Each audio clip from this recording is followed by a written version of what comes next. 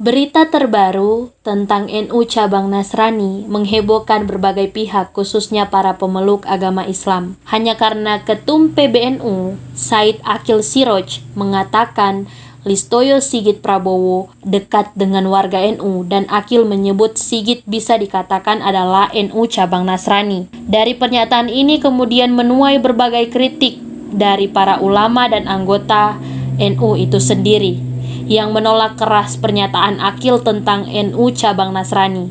Banyak juga pembelaan yang menyatakan bahwa pernyataan tersebut hanyalah sebuah perkataan atau kalimat untuk menambah hubungan keakraban antara NU dan kekristenan. Nah, dari persoalan ini mungkin muncul berbagai pertanyaan tentang apakah ada hubungan antara NU dan kekristenan, atau bagaimana hubungan NU dan kekristenan.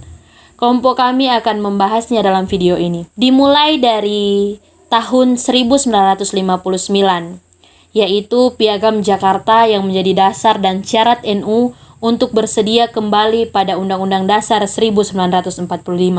Kenapa Piagam Jakarta? Karena Piagam Jakarta lah yang diakui menjiwai dan satu rangkai dengan Undang-Undang Dasar 1945. Dan sebenarnya yang ingin dinyatakan bukanlah pembentukan negara Islam Indonesia, melainkan menghendaki negara Pancasila ini rakyatnya menjalankan syariat. Perdebatan tentang Piagam Jakarta. Piagam Jakarta pertama kali dikeluarkan pada tanggal 22 Juni 1966. Bagi kaum tradisionalis, memperingati Piagam Jakarta bermaksud mengingatkan kembali perdebatan Islam dalam berpolitik antara 1967 hingga 1968. Perdebatan dilanjutkan di dalam komisi-komisi majelis yang ditugasi untuk menggarap penjabaran Undang-Undang Dasar 1945. Juga definisi mengenai hak-hak ajasi manusia. Islam berpolitik menuntut agar definisi mengenai hak ajasi manusia mengesampingkan hak untuk berganti agama. Seorang MPRS, yaitu Haji Muhammad Marhum, mengajukan usulan meminta perubahan terhadap Undang-Undang Dasar. Namun partai tradisionalis tidak akan mengusulkan perubahan batang tubuh maupun penjelasan Undang-Undang 1945 selama pihak-pihak yang lain juga tidak berusaha melakukannya. Dahlan menambahkan, Piagam Jakarta sudah merupakan rangkaian kesatuan dan menjiwai Undang-Undang Dasar sebagaimana tercantum dalam Dekret 5 Juli 1959. Dapat diperhatikan di sini perbedaan mendasar antara perdebatan tahun 1959 di mana bentuk negara Islam merupakan taruhan yang biasa, dengan perdebatan akhir tahun 1960-an di mana segala perubahan Undang-Undang Dasar 1945 secara tegas dilarang. Kita dapat melihat Nahdlatul Ulama telah mengubah cara pengungkapan, mengingkari segala konfrontasi antara Pancasila dan agama Islam sambil tetap menekankan keabsahan Piagam Jakarta.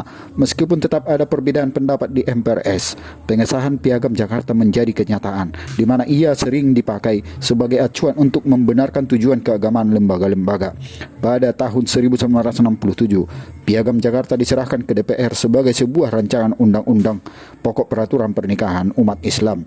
Hampir seluruh isi Piagam Jakarta telah masuk dalam pembukaan Undang-Undang Dasar 1945, kecuali anak kalimat alinea 4 sesudah kata ketuhanan, yaitu dengan kewajiban menjalankan syariat Islam bagi pemeluk-pemeluknya. Rancangan ini banyak ditentang. Perdebatan mengenai rancangan undang-undang ini hanya sedikit diliput oleh pers dan hanya menyinggung bantahan-bantahan yang tidak begitu jelas.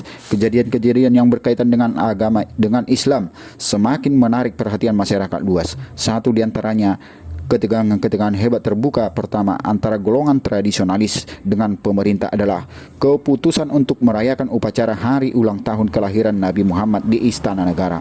Keputusan ini menimbulkan ketidakpuasan di kalangan partai Islam sehingga 12 organisasi yang berada di bawah naungan NU mengajukan protes.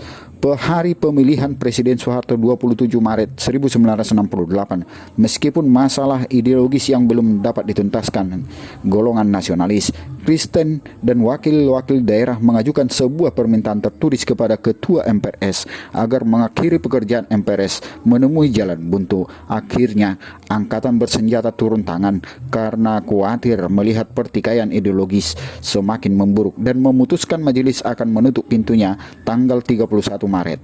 Tanggal 8 April Tanggal 8 April, Presiden Soeharto memanggil partai-partai Islam dan menyatakan kepada 4 partai besar itu, yaitu NU, Parmusi, PSII, dan Perti, agar mencapai kesepakatan mengenai arti yang harus diberikan pada Piagam Jakarta.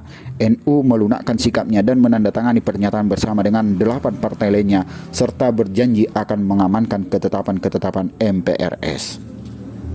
Berhentinya perdebatan mengenai Piagam Jakarta 1968.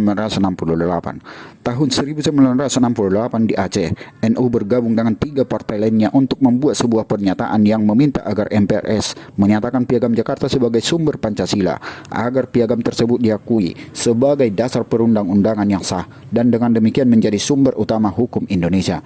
Menurutnya, baik agama Kristen maupun kaum muslimin harus mengikuti agama masing-masing secara konsekuen dan bekerja sama dengan toleran. Kaum tradisionalis kembali mendekatkan diri dengan golongan pembaru dalam masalah syariat.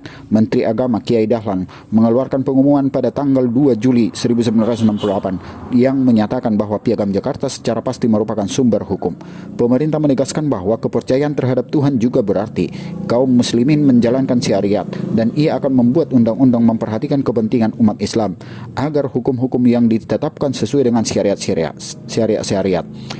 Panitia yang dibentuk Soeharto bulan April 1968 yang anggotanya terdiri dari partai-partai Islam dan bertugas mengolah pandangan bersama mengenai Piagam Jakarta menghentikan tugasnya tanpa berhasil mendefinisikan piagam ini pada tingkat yang paling tinggi di pemerintahan. Juga tidak ada kesatuan pemikiran mengenai hubungan antara Pancasila dan Islam. Akhirnya tidak ada larangan resmi untuk mengacu Piagam Jakarta. Namun NU semakin merasakan bahwa saatnya tidak menguntungkan bagi segala perdebatan. Kekristenan. Beberapa kebijakan pemerintah. Dalam hal ini, dialog antara umat Islam dan umat Kristen mengalami permasalahan yang menimbulkan kebijakan pemerintah untuk mendinginkan suasana. Salah satu contohnya, dalam menghadapi ketegangan polemik, pemerintah mengeluarkan ketetapan Presiden Republik Indonesia pasal yang pertama tentang pencegahan penyalahgunaan dan penodaan agama. Yang kedua adalah kebijakan Menteri Agama Muhammad Dahlan pada tahun 1969 sampai 1971. Muhammad Dahlan menyelenggarakan musyawarah antar agama pada tanggal 30 November 1967 untuk mencari jalan keluar konflik antar umat agama yang semakin besar. Musyawarah dilaksanakan atas berbagai polemik perselisihan antara umat Islam dan Kristen yang terjadi beberapa tahun lalu. Namun musyawarah itu tidak mencapai mufakat. Artinya terdapat kegagalan dalam musyawarah tersebut. Ada salah satu pihak yang tidak setuju dengan. Pada akhirnya pemerintah mengeluarkan SKB 2 Menteri yang berisikan tentang pelaksanaan tugas aparatur pemerintah dalam menjalankan ketertiban dan kelancaran pelaksanaan pengembangan dan ibadat agama oleh pemeluk-pemeluknya. Itu merupakan beberapa kebijakan pemerintah yang dilakukan untuk mendinginkan suasana antara dialog NU dengan kekristenan. Kesimpulan dalam hal ini, mengatasi berbagai konflik antar umat beragama, pemerintah membuat suatu kebijakan biasa dikenal sebagai diplomasi kultural. Diplomasi kultural adalah sebuah bentuk hubungan simbiosis antara aktor-aktor keagamaan dan agen pemerintah yang keduanya saling memberikan manfaat. Pemerintah mengandalkan tokoh-tokoh agama untuk memiliki peran dalam membangun dialog antar umat beragama. Selain itu, menurut pemerintah, bekerjasama dengan tokoh-tokoh agama merupakan suatu pilihan yang sangat tepat. Tokoh-tokoh agama merupakan salah satu peranata yang selama ini diandalkan untuk menyalurkan program pemerintah. Artinya, tokoh-tokoh agama maupun dari NU, Kristen dan lain sebagainya itu sangat penting dalam mewujudkan program pemerintah.